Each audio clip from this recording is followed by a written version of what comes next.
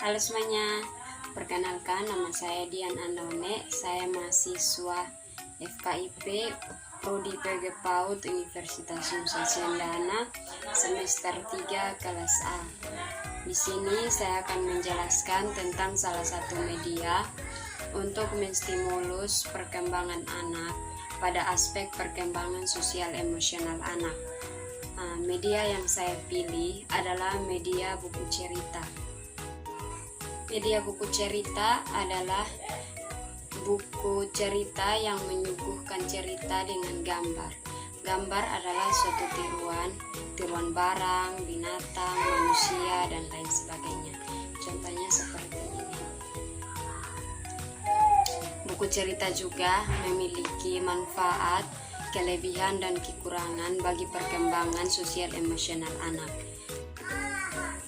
Manfaat membaca buku cerita adalah yang pertama, membangun kontak batin antara pendidik dan siswa.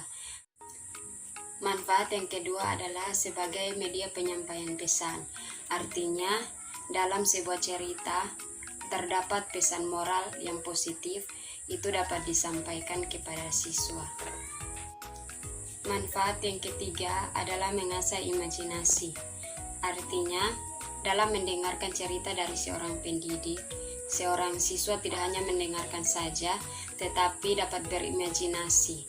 Misalnya dalam cerita tersebut diceritakan bahwa kisah dari salah satu tokoh terbang melewati hutan. Nah, di sana siswa tersebut akan berimajinasi dan membayangkan bagaimana tokoh tersebut terbang melewati hutan. Manfaat berikutnya adalah membantu proses identifikasi diri atau perbuatan, di mana siswa-siswa dapat meneladani sifat atau perilaku dari tokoh-tokoh dalam sebuah cerita. Misalnya mereka dapat meniru sifat tokoh-tokoh yang positif atau baik, dan sifat tokoh-tokoh yang negatif akan diambil sebagai pelajaran. Manfaat berikutnya adalah menambah ilmu pengetahuan. Berikutnya, menambah kosakata baru. Dengan membaca buku cerita ini, anak dapat menambah kosakata baru dalam berinteraksi atau berbicara dengan orang lain. Misalnya, kata-kata yang belum pernah ia ketahui, belum pernah ia dengar. Dengan membaca buku cerita, ia dapat memahami dan mengetahui bahwa ada kosakata baru yang dapat diterapkan saat berbicara dengan orang lain atau temannya.